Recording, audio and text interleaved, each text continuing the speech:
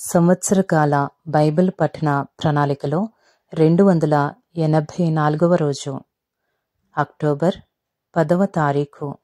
ఈనాటి అనుదిన బైబిల్ పఠనములో 4 అధ్యాయములు పరిశుద్ధ గ్రంథంలోని పాత నిబంధన గ్రంథము నుండి సామెతలు 17వ అధ్యాయము, 18వ అధ్యాయము, 19వ అధ్యాయము మరియు 20వ అధ్యాయము. ఈనాటి అనుదిన బైబిల్ పఠనములో 4 అధ్యాయములలో మొదటి అధ్యాయము. సామెతలు 17వ అధ్యాయంలో ఉన్న 28 వచనములు. రుచియైన భోజన పదార్థములున్నను కలహముతో కూడియుండిన ఇంట నుండుట కంటే నెమ్మది కలిగియుండి వట్టి రొట్టె ముక్క తినుట మేలు. బుద్ధిగల దాసుడు సిగ్గు తెచ్చు కుమారుని మీద ఏలుబడి చేయును. అన్నదమ్ములతో పాటు వాడు పిత్రార్జితము పంచుకును.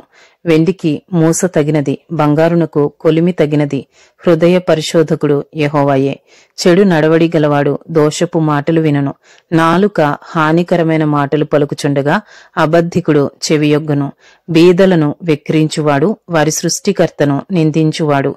ఆపదను చూచి సంతోషించువాడు నిర్దోషిగా ఎంచబడడు. కుమారుల కుమారులు వృద్ధులకు కిరీటము, తండ్రులే కుమారులకు అలంకారము. అహంకారముగా మాట్లాడుట బుద్ధి లేనివానికి తగదు. అబద్ధమాడుట అధిపతికి బొత్తిగా తగదు. లంచము దృష్టికి మాణిక్యము వలె ఉండును.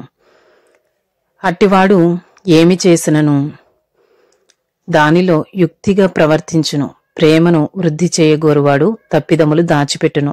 జరిగిన సంగతి మాటి మాటికి ఎత్తువాడు మిత్రభేదము చేయను. బుద్ధిహీనునికి 100 దెబ్బలు నాటునంత కంటే బుద్ధిమంతునికి ఒక గద్దింపు మాట లోతుగా నాటును. తిరుగుబాటు చేయువాడు కీడు చేయుటకే కోరును. అట్టివాని వెంట క్రూర దూత పంపబడును. పిల్లలను పోగొట్టుకునిన ఎలుగుబంటిని ఎదుర్కొనవచ్చును గాని మూర్ఖపు పనులు చేయుచున్న మూర్ఖుని ఎదుర్కొనరాదు. మేలుకు ప్రతిగా కీడు చేయువాని ఇంట నుండి కీడు తొలగిపోదు. కలహారంభము నీటి గట్టున పుట్టు ఊట. వివాదము అధికము కాకమునుపే దాని విడిచిపెట్టుము. దుష్టులు నిర్దోషులని తీర్పు తీర్చువాడు, నీతిమంతులు దోషులని తీర్పు తీర్చువాడు, వీరిద్దరును యెహోవాకు హేయులు. బుద్ధిహీనుని చేతిలో జ్ఞానము సంపాదించుటకు సొమ్ముండనేలా వానికి బుద్ధి లేదు కదా. నిజమైన స్నేహితుడు విడువక ప్రేమించును. దుర్దశలో అట్టివాడు సహోదరుడుగా ఉండును. తన పొరుగువానికి జామీను ఉండి పోటబడువాడు తెలివి మాలినవాడు. కలహప్రియుడు దుర్మార్గప్రియుడు. తన వాకిండ్లు ఎత్తు చేయువాడు నాశనము వెదకువాడు. కుటిల వర్తనుడు మేలు పొందడు. మూర్ఖముగా మాట్లాడువాడు కీడులో పడును. బుద్ధిహీనుని కనిన వానికి వ్యసనము కలుగును. తెలివి లేనివాని తండ్రికి సంతోషము లేదు. సంతోషము గల మనస్సు ఆరోగ్య కారణము. నలిగిన మనస్సు ఎముకలను ఎండిపోజేయను. న్యాయ విధులను చెరుపుటకై దుష్టుడు ఒడిలో నుండి లంచము పుచ్చుకును. జ్ఞానము వివేకము గలవాని ఎదుటనే ఉన్నది. బుద్ధిహీనుని కన్నులు బూది గంతములలో ఉండును. బుద్ధిహీనుడగు కుమారుడు తన తండ్రికి దుఃఖము తెచ్చును. తన్ను కనిన దానికి అట్టివాడు బాధ కలుగజేయను. నీతిమంతులను దండించుట న్యాయము కాదు. అది వారి యథార్థతను బట్టి మంచివారిని హతము చేయుటే. మితముగా మాట్లాడువాడు తెలివిగలవాడు.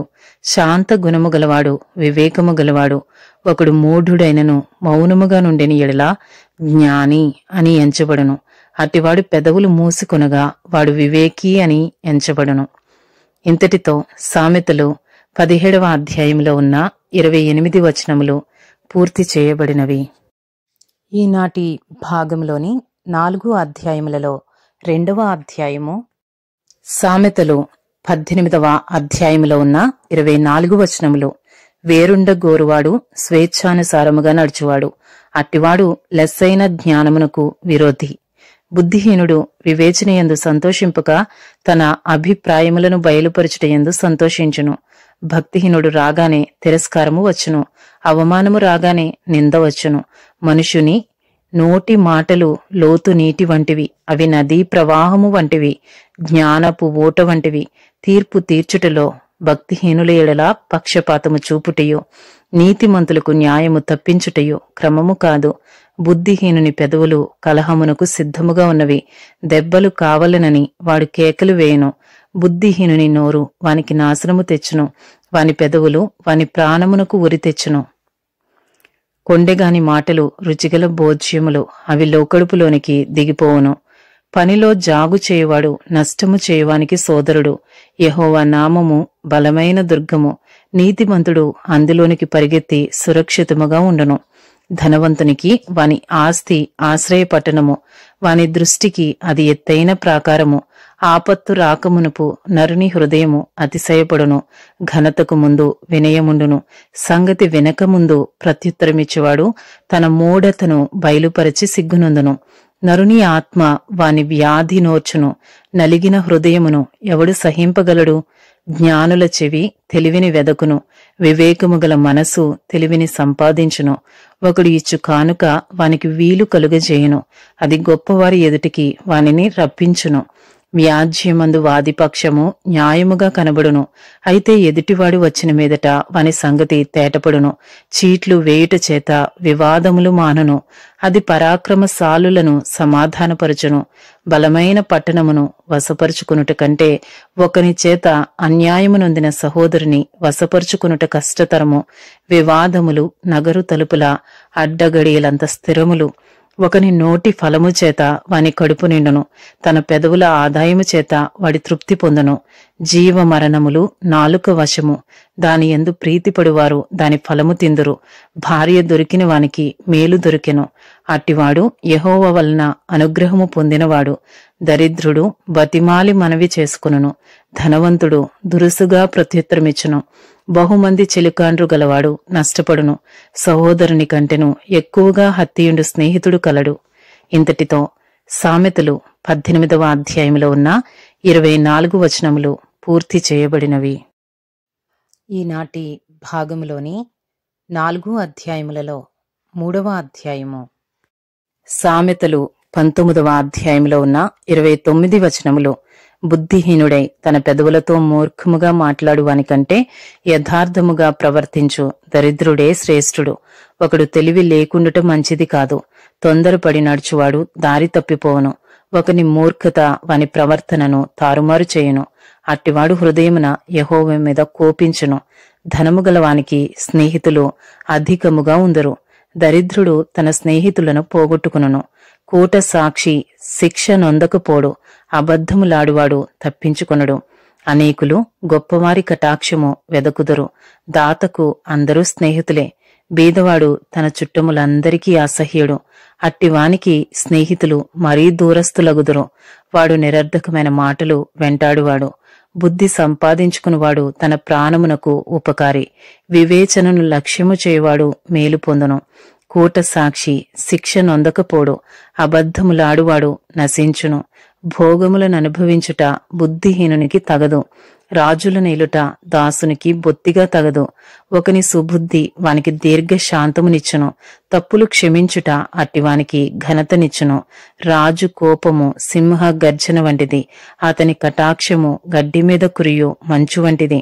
బుద్ధిహీనుడగు కుమారుడు తన తండ్రికి చేటు తెచ్చును. భార్య తోడి పోరు ఎడతెగక పడుచుండు బిందువులతో సమానము. గృహమును విత్తమును పితరులిచ్చిన స్వాస్యము. సుబుద్ధి గల భార్య యెహోవా యొక్క దానము. సోమరితనము గాఢ నిద్రలో పడవేయను. సోమరివాడు పస్తు పడియుండును. ఆజ్ఞను గైకునువాడు తన్ను కాపాడుకునివాడు. తన ప్రవర్తన విషయమై అజాగ్రత్తగా ఉండువాడు చచ్చును. బీదలను కనికరించువాడు యెహోవాకు అప్పిచ్చువాడు.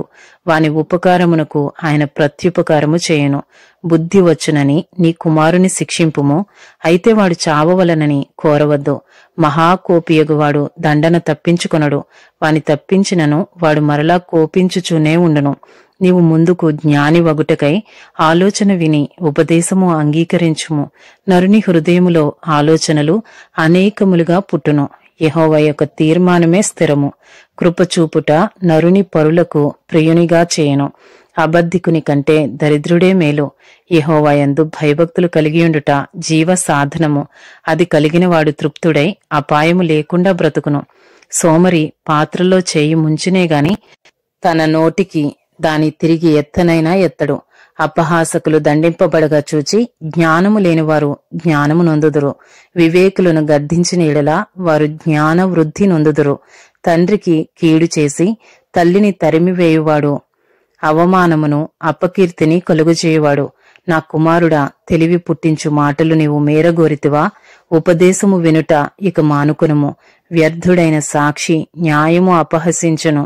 భక్తిహీనుల నోరు దోషమును జుర్రుకొనును. అపహాసకులకు తీర్పులను, బుద్ధిహీనుల వీపులకు దెబ్బలను నియమింపబడినవి.